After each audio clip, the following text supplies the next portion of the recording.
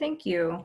Good afternoon. My name is Kate Rubicava. I'm the Chief Executive Officer for the Utah Nonprofits Association. It is an honor to share space and time with you today. As we get started, I think it's really important to recognize the UNA team and Congressman Stewart's staff for their hard work to get all of the details of this session put together and scheduled. Additionally, here's also what I know about UNA's mission and our work, that it is best served with a robust, dedicated team that is intentional, hardworking, committed to this work, and therefore I'd be remiss if I didn't acknowledge the efforts of my entire team. These past several weeks have been rough on all of us. Every single member of Team UNA has shown up in a big way, and for that I am grateful. Also, from my home, I'd like to acknowledge the unceded lands of the Goshute, Shoshone, and Ute peoples and the continued existence and contributions of Indigenous people who have lived on and cared for this land for thousands of years. At the Utah Nonprofits Association, our team works to provide access to resources and training to implement best practices which support success in the sector. We engage in state and federal policy to assure that the nonprofit sector is adequately represented. We also provide cost-saving benefits so that the budgets of nonprofits are positively impacted by engaging with us. Our mission to unify, strengthen, and elevate nonprofits in Utah is powerful. And through all of that work, it really boils down to this. We are good people doing good work for good causes. As we get started today, I must say that I have heard from many nonprofits these past weeks. They are concerned, they are hopeful, dedicated, and relentless. Their loyalty to the missions grounds me. And the purpose of today is to discuss the issues and concerns from our nonprofit community, which I know are heightened as a result of COVID-19 and the immediate and long-term ramifications for the health and safety of our communities. Many participants on the call have submitted questions in advance, and Brandy from UNA will be moderating and assisting us as we go along. At this time, I'd like to introduce our guest of honor, Congressman Stewart, who serves the 2nd Congressional District, has also served our country in the United States Air Force for over 14 years. He is the author of many books and has experience in the private sector as a CEO. In his current role, he serves on the House Permanent Select Committee on Intelligence, the House Appropriations Committee, and the House Budget Committee. Welcome, Congressman Stewart. Thank you for the time that you're dedicating today, and the time is now yours. Okay, thank you, Kate. Thank you for the invitation. Brandy, thank you as well. Let me kind of get a sense of who's on board with this. Brandy, you probably, I don't know if you're the manager. I bet I know not all of them, but I'll bet I know some of them at least, and maybe even more. Like Gina, are you on board today? Do you know? Anyway, people are on mute as well. But this is a community, and you guys represent a work that I want you to know. And if you've had a chance to work with us, I think you know I'm sincere in this. We have tremendous respect for what you do, and we want to help you. And we've tried in the past to help you, whether it's serving children with hunger, you know, the underserved communities, regardless of where they are. I mean, thank heaven for all of you and the work that you do. And, you know, in many ways, you do it so much better than I can do it through my role in the federal government, because you're more efficient, you're closer to the people, you're more aware of the needs, you're more agile, you're more willing to adapt, or more able to adapt. And, you know, the work that we do on the Appropriations Committee, as we've worked with many of you, is we've tried to, you know, adequately fund some of the great work that you guys do, is something that we've been honored to be engaged with. You know, most of you know I'm a Republican. That's not going to surprise many of you. I'm a fiscal conservative, but I also understand that there is an incredibly valuable role in what you do, and we want to help you do that. I think it's a great use of government funds. to try to protect and to fund some of the nonprofits. And so I really mean that when I say thank you and that it's an honor to serve with you. I don't have anything prepared in the sense that I'd rather hear your questions. I think I can speak broadly and then we'll kind of bore down with some of the more details that you have. Before we go any further, I want to make sure we've got Gary's on the line. He's my state director. And Sammy, are you online as well? Yeah, I'm here as well. Okay. Many of you have worked with Gary, and Sam works with me back in DC. He works on the legislative side on these types of portfolio. He's a great asset to us. And as we go through some of the questions, I may have Sam interject with some details because the amount of information he has, I think will maybe add to some of the questions and the answers that we'll have for you. So Gary and Sam, thank you for being with us. Just speaking broadly, and then we'll get to your concerns. You know, Kate, you said earlier when we started this that there are concerns among your community. I can tell you that's certainly an understatement. I mean, I can imagine how you all have been impacted, and primarily from a funding perspective. We've never been through an experience like this where you took a global economy and shut it down in a matter of a few days. We're seeing so many unintended consequences from this.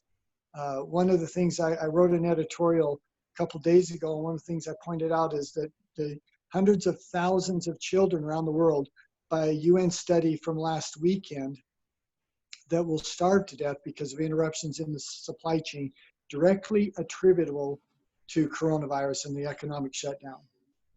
I mentioned a 5,000% increase. Imagine that, 5,000% increase in calls to mental health and suicide hotlines in parts of California.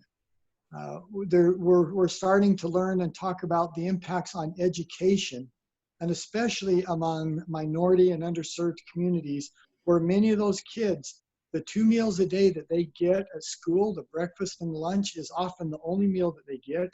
And it's the support they get at school from their teachers and their friends there is sometimes the most important support they get. And it has a disparate impact on you know, the most vulnerable communities and just not being able to attend school, including, by the way, the impacts actually on their education, not just their emotional and physical well-being and being able to feed them and have that supportive community. I mean, the actual impacts on education we're beginning to see are far more meaningful than we ever imagined when you take away that school experience from particularly young kids. I mean, for those of you who work in mental health, or for those of you who work in physical health, the fact that we have people who can't receive cancer screenings or actually receive their cancer treatments, I mean, it's just one more example of unintended consequences that are broad throughout our society that we just didn't expect when we first implemented this policy. I know we have to do it. I've always supported social distancing. I have always supported the funding. It's going to be probably around 4. It's going to push us close to $3.5 trillion. And to give that a little perspective, when we first started talking about a coronavirus funding, this was in late February, we were kind of arguing whether it would be 4 billion or maybe as high as 8 billion. And I mean, $8 billion is a lot of money. You can give $8 billion to a lot of government organizations, and they can do an awful lot with $8 billion. And yet a few weeks later, we passed a bill for 2.2 trillion, which is, in case you don't, you know, you get confused with the zeros, that's $2,200 billion. So we went from 4 to 8 to 2,200 in a couple of weeks. We did another 500 after that. We're probably going to do another bill for something close to that. But I'll conclude with this. The role of this rescue package has been so important. I know that you all have some frustrations, for example, with the DOL rule in April, where you were required to have, you know, to compensate for 100% of unemployment costs, and getting that to even 50% is a goal. But you should be treated like any other private business that, you know, that in the CARES package, they shouldn't distinguish between a nonprofit and any other business. And we're certainly going to advocate for you on that.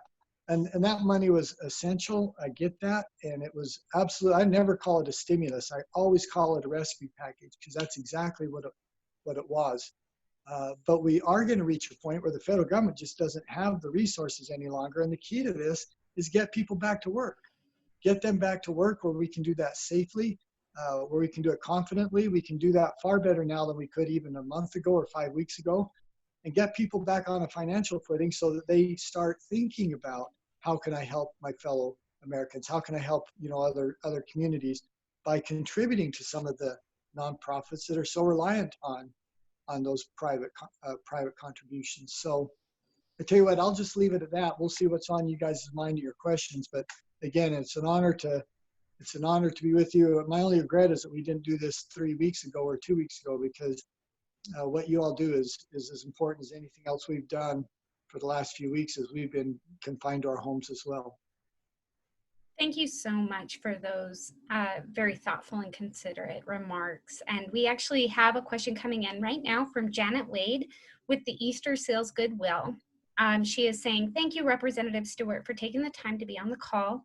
Easter Seals Goodwill and many other nonprofits are self-funded for unemployment insurance.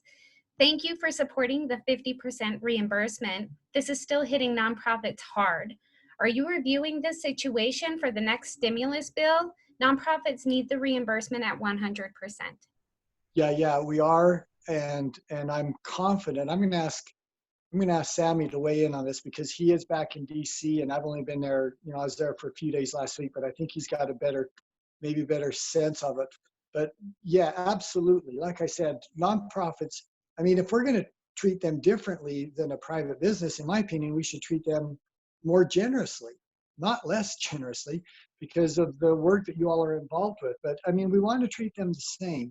And this is something that I honestly can't explain. Now, I understand the DOL labor rule, that this was, I think I understand maybe what their intention was, but I got to tell you that it's just bad policy. And I think it will be addressed in the next coronavirus bill. I know that look, we've been hearing a lot about this recently, and we agree with addressing this, and we're pushing for that. So Sam, tell us what you're hearing from DC. Is there anything more that you could add to that, do you think? Nothing too much more. Just what the Congressman said. This is definitely on our radar, and like we said, we are supported reimbursement in the CARES Act, and we're making sure that we're going to look at moving forward with this to make sure that you guys are covered and have the backing that you need. Yeah, and let me say, and if I end up being wrong, don't come shoot me. That'd be a bummer for both of us. But I'm going on a little bit of a limb here, because if I end up being wrong, many of you will be disappointed and angry at me, but I really do think we're going to get this fixed. In fact, I'm confident that we're going to get this fixed in the next round of legislation. But again, DC is an unpredictable place, and sometimes nutty things happen there. But look, this is a bipartisan concern. There are Republicans and Democrats who realize this is deficient and we've got to address it. So I'm confident that we're going to see a remedy in the next round. Thank you so much. And we do have Gina Cornea on the line, and she has a question for you. Gina? Hey, before we go on, Brandy, let me just address one other thing on that, and that is, I think it should be fixed not only in the future. I think there should be a retroactivity to that as well for those nonprofits who have already paid out their portion, and I think they should be reimbursed for that as well. Because I know that many of you have been forced to do that up to this point, and we want to fix it in the future. But let's go back and remedy for those who have complied with the policy up to now. Thank you so much. Yep. So Gina, good to see you. Hi, Representative Stewart. Gina Cornea with Utahns Against Hunger.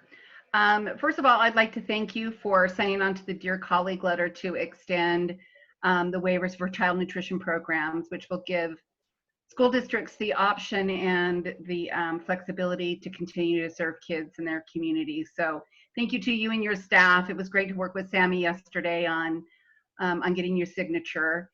And then moving forward in the next stimulus package, I'd be interested to know your thoughts about some of the improvements that we're asking for in SNAP, which is increasing the minimum benefit from $16 to $30. And there's over 6,000 individuals in Utah who only get $16 in SNAP benefits, and also a temporary 15% increase to the maximum benefit. I think as we move forward in, this crisis, emergency food pantries are really feeling the brunt of this, and one way to ease the demand for their services is to make sure that people have access to federal nutrition programs. Yeah. So Gina, it's good to work with you. I think when we sit down and talk together, we don't agree on everything, and sometimes I want to help you, but I just know that I can't. The dollars just may not be there, but we've always tried to accommodate you, and I think we've had a great friendship and a great relationship, and we're thank you for that. I would say that generally, I'm going to come back to something I said earlier, and I think it becomes kind of the policy guideline for me on this, and that is the disproportionate impact this has had on those on the lowest rung of the economic ladder. If you're a working professional, you're still getting paid. You're working at home. It may not be ideal, but it's okay for you. Lots of people in the lower 30% don't have anything. They don't have a job. It's not like 2 months ago where if you lost your job, you could go get another one. They're completely locked out of employment opportunities. And these are folks who don't even get paycheck to paycheck, let alone have any savings. And so I think, again, my guiding principle on this is concentrate our help on those who are been most impacted by that. And so, Gina, whereas a year ago, I maybe would have pushed back a little bit and said, well, is that the right number? Is it really 16? Is it 32? Is there somewhere in the middle? I can tell you now that I'm more open, much more open to just making resources available to these folks who really have been just devastated by this. Great, thank you. I'll get something sent to Sammy, and just as some more encouragement, SNAP really works to stimulate the economy and really pumps dollars back into our local economy. Yeah. So thank you. All right, thanks, Gina. Thank you. And so with our next question we have here, and I'm going to be going off of some pre-submitted questions that we have here. This one is, at present, everything is political, but here on the ground, working hard to serve our missions, we aren't thinking about politics. We are concerned about serving our communities, and what we often see and hear are political answers designed to pit parties against each other and proclaim one party as the right party. How can we, as your constituents, be assured that you are making decisions without a political lens and instead thinking about the human cost and impact of those decisions? Yeah. Well, I mean, I don't know how to answer that, Brandy, other than what I've already said. And I'll probably just leave it at that. We understand what you guys do. We appreciate it, and we try to support it. I mean, the reality is and I know that you all understand this, there's not enough money to go around. I wish there was. But at some point you do have to choose priorities, and that's the whole process of politics, is what are the priorities and how's the money best distributed. But the person who asked the question is exactly right. Many times it does become political, and many times it is always through a political lens. If there's one time it shouldn't be, it's during this crisis right now. I mean, look, I see it in my own family. I see some of my children whose financial future is very different than it was a couple of months ago. I see it in my own community. And I just think this is one time. If there's any time, this is one of them, where it's got to be, what is the right thing to do? And how do we get people the help we need? And how do we defeat the virus and get people back to their normal lives and back to, so there's not so much unpredictability, and also so there's not so much dependence on, one source, and that's the federal government. Let's get back to where you guys can do what you've always done, and that's look to help from other people as well. Thank you. I'm going to move on to our next question. And we have here, this is from Margot Thurman with the Epilepsy Foundation of Utah. To encourage individuals and corporations to donate to nonprofits, could there be additional tax incentives over the next 5 years? Yeah, that's actually a really good question, and not one, I got to be honest, I haven't thought much about that yet, but we probably are going to need to, and here's the reason why. Not only is the federal government spending a boatload of money now that is going to have to be addressed, and that is probably a $5 trillion deficit this year, but other organizations, and including nonprofits, are as well. I mean, I don't imagine that most of you, and maybe none of you, are going to come out of this in the same financial situation you were in February. I mean, it just couldn't be that many of you will be in that situation. And some will be actually not only in the black, but deep in the red, and maybe even, you know, to a pretty frightening degree. And it's going to take time to dig out of that for some organizations. It's not going to be fixed by September. And I think we need to look at a longer term policy that would have, you know, provide some predictability again and some incentives for people. And I think the tax policy is actually maybe a really good vehicle to do that. So I tell you what, I don't remember who asked the question, but come talk to us. When things get back to normal, let's sit down together and kind of talk about your ideas, because I think that might be the most effective way to give some long-term stability to the funding and incentivize Americans to do what they do so well, and that's be generous. And I got to sideways for just a second on that, and I remember writing about this in one of my books. Americans are far and away the most generous people in the world. I mean, we're far more generous than any of even the richest countries in Europe. There's something in our culture that people genuinely do want to give, but federal policy can impact that, and that federal policy should make it easier for people to give, not harder, and it should incentivize people to give. So if we give $1 to the Red Cross or to the food bank, that should be recognized as a contribution through tax policy, rather than always thinking that all of our generosity has got to be through the federal government. I think there's more effective ways of doing it. Thank you so much. Our next question very much builds off of this, looking to our long term. And this question comes from our Wildlands Network nonprofit, Katie Davis. How prepared is Congress to respond to this situation as it evolves over the course of 2020, as opposed to short-term actions now? Put another way, we may not understand the actual economic impact of this crisis until Q3 or Q4, which is also when significant fundraising for nonprofits occurs. Is this something that is being considered? Yeah, oh my gosh, that's a 2 or 3 hour discussion right there. I mean, the honest answer is I don't think we have looked much beyond the immediacy of the crisis.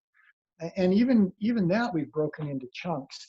I mean, we put together a remarkable rescue bill in a matter of a few days. 5 days we wrote a $2.2 trillion bill and then implemented that in a couple of weeks. But then we knew we'd have to come back. We did 3.5. We did that last week. We're going to have to do version 4. So, I mean, the reality is Congress, and I think the federal government, is reacting to the immediacy of it. I don't think there's been, you know, an awful lot of thought to what does it look like in the fall, because there's so much uncertainty to what the fall looks like. You know, if we have an immunization and some effective antivirals that, you know, we can know are effective for treating this, that's a very different situation for us. And if the virus comes back with force in the fall and we're forced into another shutdown, which, by the way, I mean, we just can't do. I mean, the economy, businesses just can't sustain another shutdown. It would just destroy most of them. So we've got to get ourselves into a situation where we can deal with that before that occurs. So, I mean, the unacceptable answer is no. I think most of our focus has been on what can we do right now? What can we do this week? I don't think we've been able to look yet at what the fall looks like for 2 reasons. One, we've been overwhelmed with what we're doing right now. And the second is we just don't know what we'll be dealing with in the fall. I know that's a frustrating answer, but it's the truth. I mean, I could lie to you and say, oh, yeah, we've got a handle on what it's going to look like. We're all prepared for it. But I mean, it just wouldn't be true. I mean, the answer is we just don't know yet. Thank you for your honesty in that. And I think a lot of our nonprofits, while we are responding to the immediacy of the current situation, we are starting to go, well, how do we then move forward? And the next question I have is, many of the problems nonprofits are facing with the CARES Act are because many of the provisions for nonprofits were tacked on to existing ideas and programs designed for for-profit businesses. The nonprofit community is asking for a nonprofit track of reforms in the next stimulus process. Will you be a champion, or I'm sorry, let me restate that. I want to honor the question. Will you champion a series of provisions in the Phase 4 bill designed expressly to help nonprofits deliver on their missions? Things like extending credit, expanding charitable giving incentives, and fixing unemployment problems. Yes, yes, and yes. Okay. And really, come work with Sammy, work with our office, tell us your ideas. Look, many of you understand things that we don't. And we rely on you to inform us how this has impacted you. So that's the reason we wanted Sam on the phone call today. And Brandy, I'm sure that you and others, if everyone on the call doesn't have our contact information, please share that. And help us understand what it is you think we need. Now, I can't promise you that all of that's going to be in there. And, you know, that would be foolish for me to do that because we, again, Congress is unpredictable and legislation sometimes surprises us. But we will champion that. And I think we can get a lot of that in there. But we got to know what it is that's effective. So reach out to us. And by the way, don't wait. That legislation is being written as we speak, and it's not going to take months to write it. It's going to take a few weeks. So reach out immediately if you can and help us know what it is you need in that so that we can begin to push for that. So a part of our follow-up process would be, if you and your staff are okay with this, is to, if we're not able to get to all the questions that we have on our slate today, to have to be able to follow up with your team, but also to share contact information so that they can bring those concerns and issues that are unique to our field to you. Is that okay? Oh, absolutely. Which then brings me to my next question. Brandy, Yeah. wouldn't that be funny if I said, no, we're not going to share our contact information with you? Yeah. I was just getting it on record, sir. Yeah, for sure. I mean, share the contact information, reach out to us. And like you say, do it as quickly as you can. We need your help now. Absolutely. I think this brings us to a really great question as well from Katie Davis with the Wildlands Network.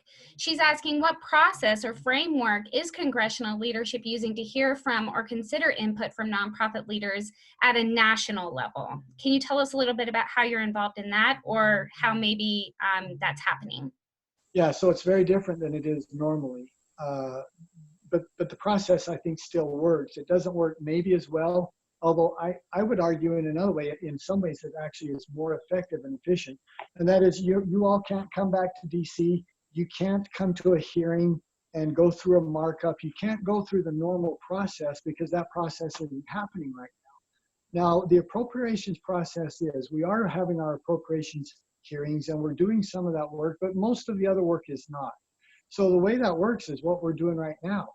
It's reaching out to people like you, to organizations like you, asking you to tell us, to inform us, and then us going back directly to those who are responsible for writing pieces of this legislation. And we all have a little piece of it in one fashion or another. So, you know, it's not the normal process, and it's probably not as efficient in the sense that there are, you know, oversights in the bills that we probably would have caught if we would have had 6 months to write it and 6 months to, you know, consult with people, but we don't have 6 months. And so it's a cramped process. You guys talk to us, we'll go back to DC and we'll be the fighters for you. But I think it can work, and especially when urgency matters more than it does in most other cases. Thank you. This actually, as a part of that whole review process with the current legislation, our next question is, the federal government SBA recovery plans were intended for small businesses and nonprofits. Instead, funds have been distributed to large, publicly traded companies while excluding smaller companies and nonprofits. The agency has also refused to reveal who got the government-backed loans. What steps will you take to improve administration and require the SBA to be transparent regarding funding? Yeah, I think it should be, and I think it will be, by the way. I think that it will happen that everyone who receives a loan, every organization or business who receives a loan, that will be publicly available. I think it should be. And I'm going to push back just a little bit on this if I could, and that is our intention with this funding was to help people keep their jobs. And so Chili's is a good example. I mean, Chili's employs tens of thousands of people, and almost all of them were laid off. And so I'm okay if Chili's, a big corporation, I'm okay with them getting some of this funding if it's used, and it has to be, to pay their employees. So if you work for Chili's, I don't think that you should not have availability of these funds because you happen to work for a larger company. The focus of this has always been small business. Small business is 60% of the American economy. They're also, unlike large corporations, many times they have a few week cash reserves. Average is about 23 days. So maybe a month, but not quite. 23 days is all most small businesses, again, on average, can survive without revenue. That's the only option they have. Corporations, obviously, most of them have much more than that. But once again, if you're a cook or a waiter for Chili's, we want to have you have access to this money as well. So if some of those, it's not like the money goes into the corporate coffers and they use it to pay their executives. The money has to be used to pay their employees. It has to be used so they don't fire people, same as any small company. And the last thing is that the vast majority of it has gone to small business. So look, it wasn't perfect. I'm not going to pretend to you that anything the federal government does is perfect. And it was also done so quickly.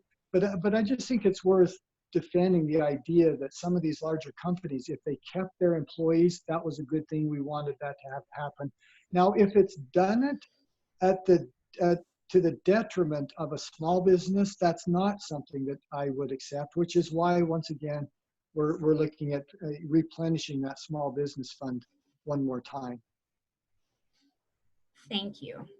Looking here at our next question, Senate Majority Leader Mitch McConnell would rather see states declare bankruptcy than give them federal aid to deal with the economic collapse triggered by the COVID-19 pandemic, risking a depression according to some analysis.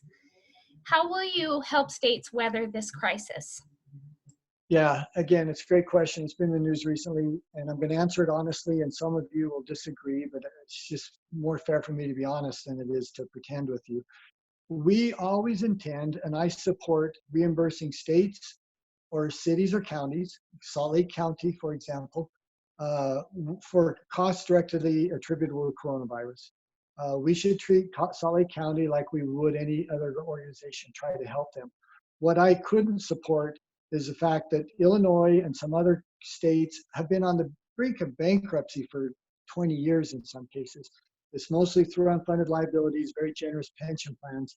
They've always hoped the federal government would solve that problem for them. And I just don't think it's fair for people in Utah to pay for someone's state pension in Illinois when they didn't adequately plan to pay for that.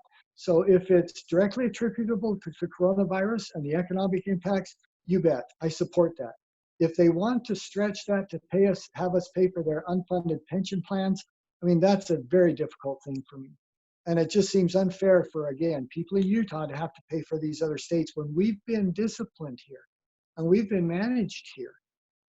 And I don't know, again, I know some people will disagree with that, but I don't know, it just seems like that's a fair balance of that. And there'll be some people, no doubt, some state leaders will try to take advantage of that, and we'll see what end up happening. But I just think that's a fair balance.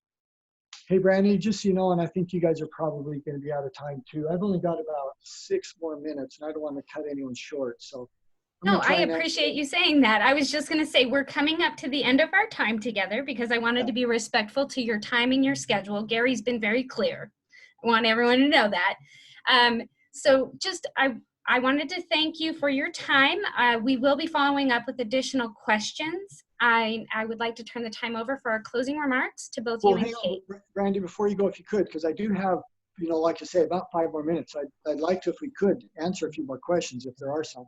You are an incredible answer of questions. You have been rattling these off, and I do believe we've captured all the ones that were pre-submitted. If anybody online has any last questions for the Congressman, please do speak up, and then we will turn the time over to Kate to have our closing remarks along with Congressman Stewart.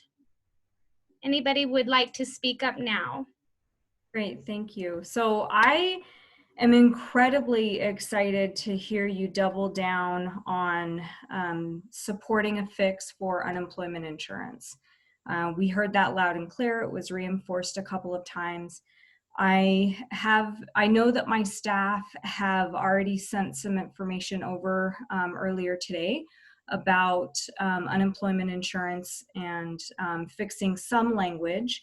But the component that you had indicated around making the nonprofit whole and providing retroactive pay, I have the language fix for you. So I'm going to get that over to Sammy because I think that it's incredibly important as we think about nonprofit budgets and cash flow, that we have the ability for nonprofit organizations to retain staff and to be able to continue to pay them instead of getting into a sort of whirlwind of not being able to cover unemployment insurance.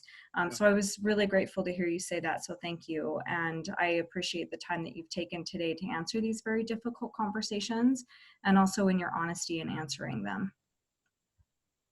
All right, well, thank you, Kate. Please, as we've said now for the third or fourth time, reach out to us. Do it as urgently as you can so that we can get on it. Sammy's terrific, and I think we're in a position in DC where we can influence some of these conversations.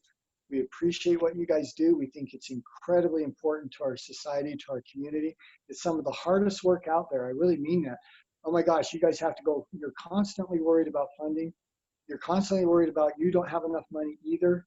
Sometimes you guys don't have enough to serve the people that you want to serve. Just consider me a friend and someone who's a strong advocate for the nonprofit world. We think you're the answer to a lot of our questions and a lot of the needs. So it's an honor to be with you, and we hope to talk again with you soon. Thank you. All right, thank you all.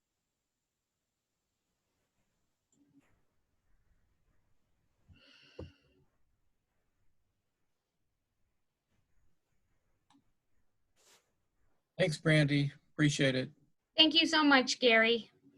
I do Okay. believe you have a follow-up already in your inbox, sir. Yep. Thanks. There. Good to see you again, Gary. It's been a while.